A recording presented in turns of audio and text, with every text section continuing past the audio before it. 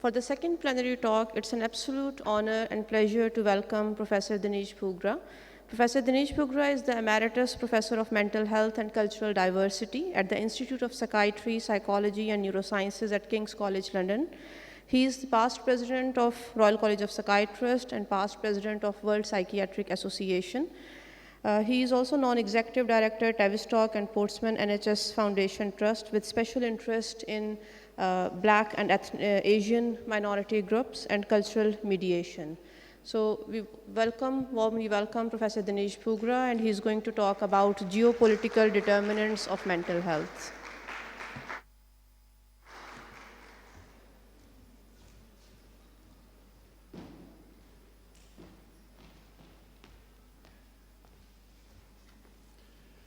Assalamu alaikum. Good afternoon, namaskar, sat sri akal, hola. It's a great honor and pleasure to be back in Lahore 18 साल के बाद. तो सवाल ये उठता है कि जब मैं पहली बार आया था तो सुना था जिन्हें लाहौर नहीं देखा और जमिया नहीं, जिसने 2 बार देखा हो रीइंकार्नेशन है वो. 18 साल में लाहौर बहुत बदल गया है और अगले आधे घंटे में I will show you, build on what Adrian has already said, which is about, we heard about social determinants, but there is something more important than social determinants. So we know what mental health is. It's about personal well-being, it's family, interpersonal relationships, and contributions to the society. But it's also, it makes us feel good. It improves our self-esteem. It makes us resilient and we can deal with things. आप में से जितने clinician यहाँ हैं, अगर अपने 10 नए मरीज अगले बार जो देखेंगे अगले दिनों में, उनसे एक सवाल पूछिएगा आप कि आप चाहते क्या हैं.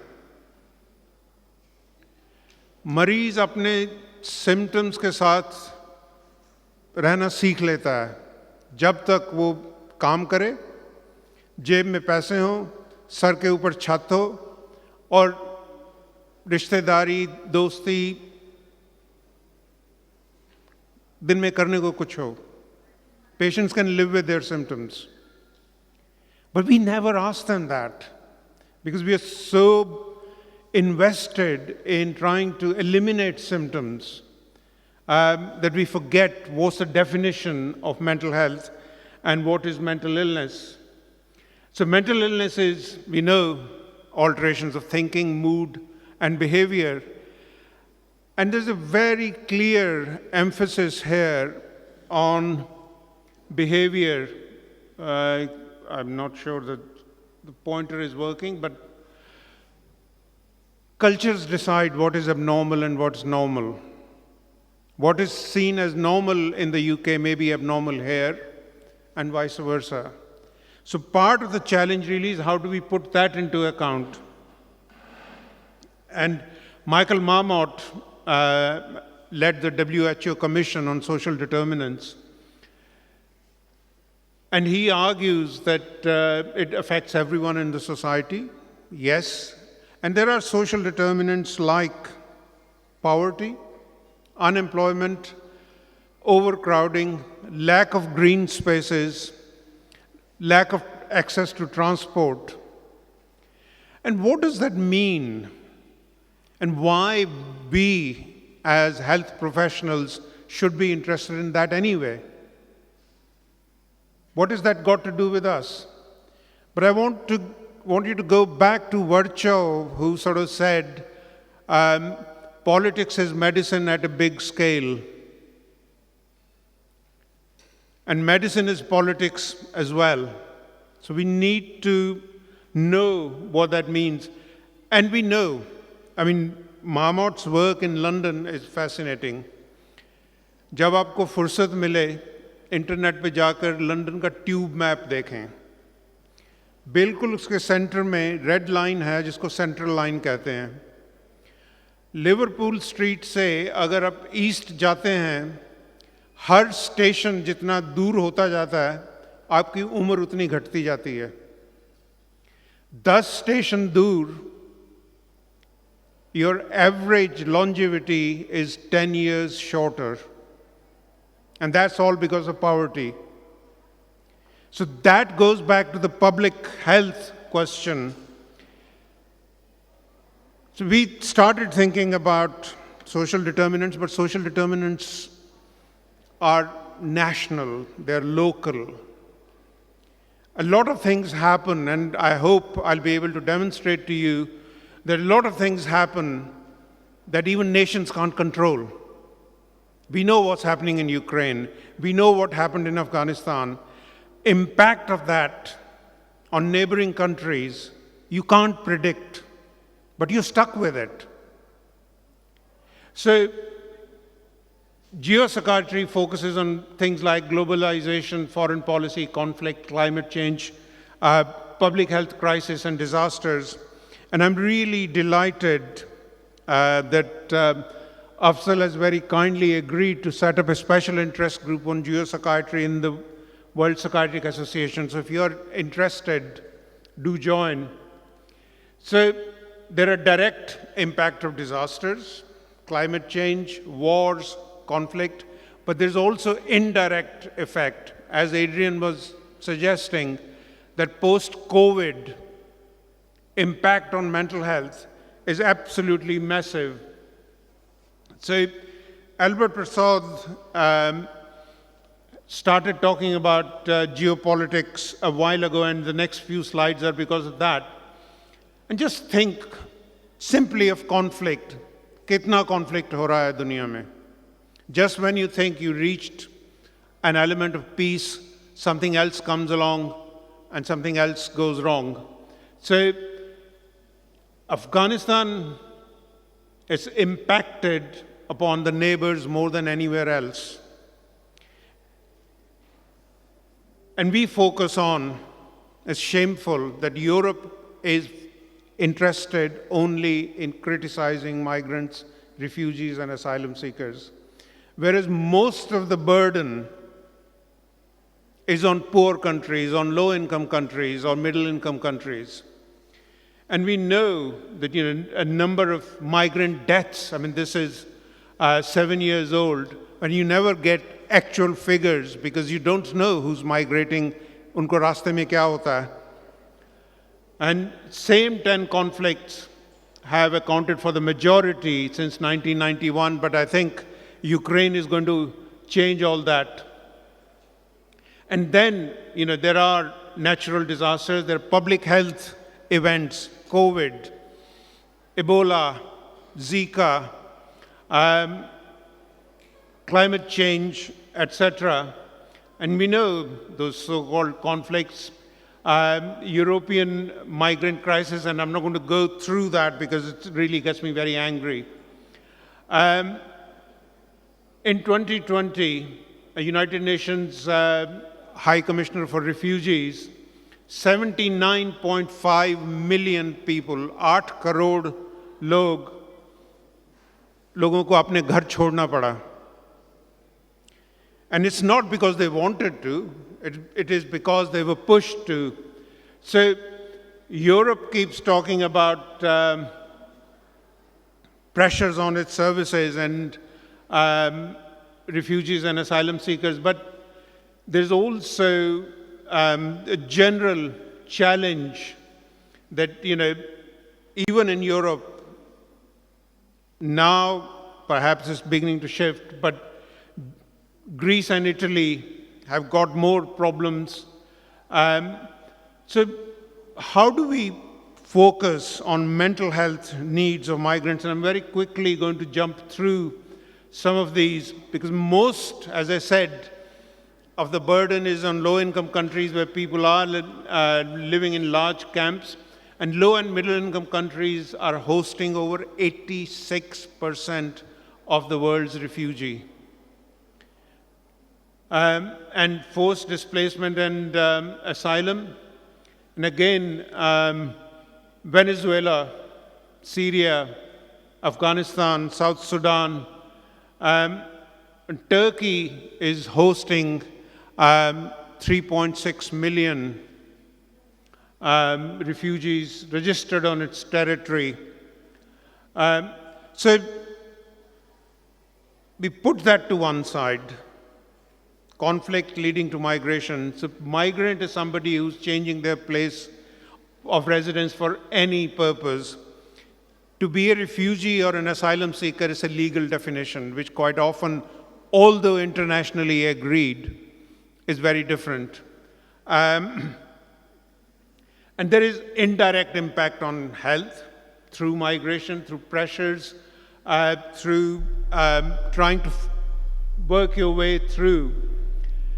And even within social determinants, migration is not taken into account. So geopolitical determinants impact upon social determinants which affect national, regional, and local levels. And these geopolitical factors influence people who've migrated, but also people who've been left behind.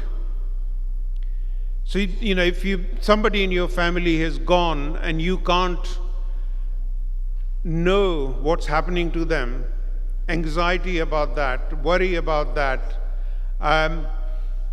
particularly COVID ke baad, there will be survivor guilt. My family, my relatives, my friends died, but I caught it and I survived. Long-term impact, as Adrian has already shown, and there was a study last week which suggested that COVID causes shrinkage of the brain. Now, we don't know what the long-term implications of that are going to be, but what that means is that vulnerability of certain groups has to be taken into account. And we know that, health is political because health is unequally distributed. Health determinants depend upon political processes, and because health is also a critical human right. And I'm not going to go through that. We know the demographics, we know the stages of migration, whether you have chance or time to prepare or not, the physical process of migration, and what happens afterwards. And there are three things that we need to think about as mental health professionals in terms of migration. The first is cultural bereavement. The other one is culture shock, and the third one is culture conflict. So cultural bereavement is that when you migrate, what have you left behind? You've left your family, you've left your friends, you left a cultural capital. There is a bit of cultural capital that you take with you, but there are things that you leave behind. And if you ask migrants, what do you miss most? There will be things like diet. Khana nahi milta. Masale nahi milte. And that makes a lot of difference in terms of adjustment. And then you have culture shock. You go into a new country. You have no idea. मैं जब पहली बार UK गया था 30 नवंबर 1978, 3 बजे दोपहर को Heathrow पहुंचा. Pitch dark, अंधेरा. And I thought to myself, मैं कहाँ आ गया हूँ? यहाँ आदत है कि रात के 12 बजे तक आप बैठे गप्पे मार रहे हैं, खाना खा रहे हैं. And then suddenly, what am I going to do for 9 hours in this dark? So that was the immediate shock. And then you learn छुरी कांटा से कैसे खाना है, order कैसे करना है, please, thank you, no sir, yes sir, 3 bags full sir. So how do you deal with those kind of shock? And then there's the culture conflict, and particularly for second generation and third generation, there are challenges. Because the first generation will try and adjust. Second generation want to be part of the broader culture, but then they may have different attitudes and different values, and their parents may not. And then that tension. And then culture conflict with the bigger society where, you can get onto a tube and people, curry ki smell aa rahi hai. So how do you deal with all those challenges? And I think one of the things that I've been working on recently is this concept of cultural capital, which comes from education. There are three things. There's the common identity, then there are bridges that we form, and then there are linkages, and sense of belonging and purpose. So, अपनी culture के जो emphasis है दोस्ती में, रिश्तेदारी में, that's very, very different. So how do you bring that together, that tension and that conflict? So, it's about, in the end, when you're feeling low, I adore Abida Parveen. Just listening to her, you go into a completely different level. Lata Mangeshkar, I'm feeling tense. Purane gaane lagao, chit ho jao.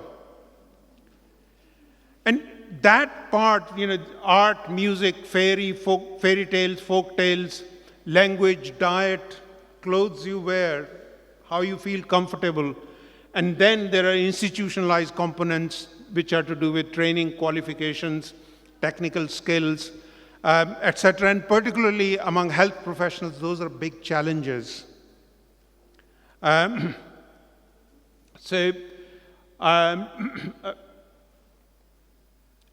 Right, and when you migrate, bit of your culture you expand and bit of your culture contracts. And we know that, there's been endless studies on schizophrenia in the UK, in Sweden, in Israel, and elsewhere, looking at rates of schizophrenia in migrants. And, since 1932, 90 years ago, showing that migrants have much higher rates of psychiatric disorders. And I'm not going to go through that, but just look at the last column. The ratio of schizophrenia among UK African Caribbeans is higher than compared with the local whites, consistently from 2.2 in our study to 14.6, which was 7 years before. And that's a consistent finding. It hasn't changed that much. And it's also leads to, similar rates have been shown in migrants in the Netherlands, in Sweden. And the fascinating things from Netherlands emerges is that if you feel, you perceive that you're being discriminated against, it contributes to high levels of psychosis. Discrimination real ना भी हो, वो perception आपको बीमार कर सकती है. Now that's a very important sort of public health phenomenon. तो उसको कैसे ठीक किया जाए?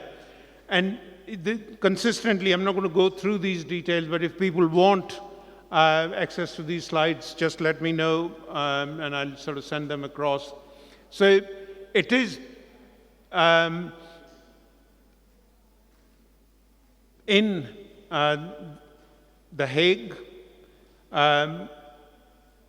Moroccans had the highest perceived discrimination and highest rates. So there is some confirmation, and again, even within the USA, among Latin Americans, which we assume that they're all one culture, the very clear differences between Cubans and Puerto Ricans and Dominicans, etc. So the lesson there is that no culture is homogeneous, and we need to sort of take that into account. Again, there have been two fairly big studies in the UK looking at rates of depression. Among whites, it was 3.8%, and Pakistani population had fairly similar, whereas Indians were marginally lower and Bangladeshis were quite low. I don't know what it means. But this is something that we need to be thinking about across, and same things emerge in Latin Americans in the USA, the different groups. And it is that, family reunification, social support, and familism, sense of belonging, that cultural capital reduces the likelihood of depression. Similarly, in suicidal ideation, South Asian women 2.4 times more likely than white women of the same age to have suicidal ideation. Now, is that to do with culture conflict? And that's what we found when we did the study in South Hall, that South Asian women rate was 37.5 compared to white women, which was 23.3. But South Asian men was 13. So South Asian women were 3 times more likely than their male counterparts. And similar rates in Latinos. Very quickly, we know about disasters. And disasters can be man-made, they can be natural. And Ukraine is a man-made disaster, and we'll see what happens. And then, you have tsunamis and floods and earthquakes and tornadoes and volcano eruptions, storms, firestorms, drought, flooding, terrorism, wars, conflict. And they have an impact on nations, communities, families, and individuals. You lose things. You feel lost. You feel bereaved. You feel exhausted. You feel that survivor guilt that I was talking about. You feel grief and its consequent anxiety. And again, just a note of caution that we need to take the grief in the cultural context. Because quite often in the USA and UK, they talk about abnormal grief reactions. But in our cultures, we have to have certain rituals. And jab tak wo puri nahi hoti, khushi ka koi kaam nahi ho sakta. To wo abnormal grief reaction nahi hai. That's a culturally accepted way of dealing with loss and grief. So we need to bear that in mind. So, people lose their jobs, they lose their identity, they lose their self-esteem, and therefore go into stress and depression. And climate change can do similar things. And I'm delighted that the college are working on climate change. So there are challenges related to terrorism and short and long-term harm,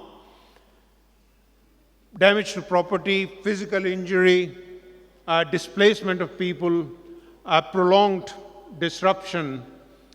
So there are tipping points, and quite often, particularly, I don't want to get into a debate about the role social media plays, but there's a lot of false information circulating on the social media, and particularly anti-vaxxers and so on and so forth. And there is this sense of collective trauma where the whole community is in a shock and you don't know how to deal with it. And that's where, for me, I think some of you were here yesterday when I was talking about capability to be healthy. And for me, that's the key, that it's a pyramid based on government policies and resources, and then capability to be healthy of the community, then the family, and then the individual. And that emphasis will change according to cultures, and we need to bear that in mind. And collective trauma can affect your thinking, behaviors, and psychosomatics. I have a problem with PTSD. It's become such a misused term that it has lost all meaning. Everybody has PTSD nowadays. And there was a very famous actress in the UK. She said that after the birth of her baby, she developed PTSD. And somebody sort of said this to me, and I've never had a child, so I don't know what it means in that context. But at one level, it makes people aware that there is such a thing, but on another, it trivializes the seriousness of people who've been through wars, who've been through disasters, who've suffered trauma, and what does that mean? And obviously, suicidal thoughts, prolonged grief reaction, etc. So it is, the geopolitical determinants processes are related to collective violence, political unrest leading to food insecurity, housing problems, colonization, as we know. So our preferred term, rather than global mental health, is international, that we are dependent on each other. Global health, global mental health has taken on that role where the West is telling everybody what to do. Just because it works in one country does not mean that it will work in another. So we need to learn from each other, and we need to make sure that there are coordinated international responses. So these are some kind of geographical and political factors which need higher levels of organization than the community itself, which is where the base of capability to be healthy comes in. And there are distal streams and proximal social factors which are interconnected, and I very much hope that I've been able to put that across. And psychiatry needs to model itself on geopsychiatry. We need to be clear about geopolitical social determinants. We may not be able to do everything about that, but our first priority has to be to advocate for our patients. If you go and see a minister, he or she will listen to you if you're accompanied by a patient and they hear his story. And as I was saying yesterday, that is also about their legacy as to what they need to do. And from a practical perspective, we need to be aware what is happening around the world. And as they say that, little butterfly flapping its wings in one part of the globe can create problems in another.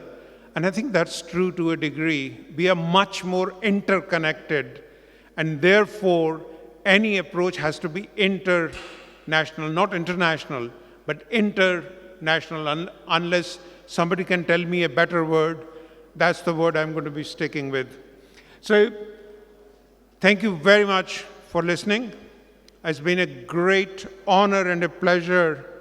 And I'm delighted that the WPA and under Afzal's leadership are taking on the challenge of public mental health. And I very much hope that we'll continue to work together to learn from each other. Examples of good practice, examples of sharing, learning, teaching, and outcomes. So thank you again. Thanks for inviting me, and shukriya.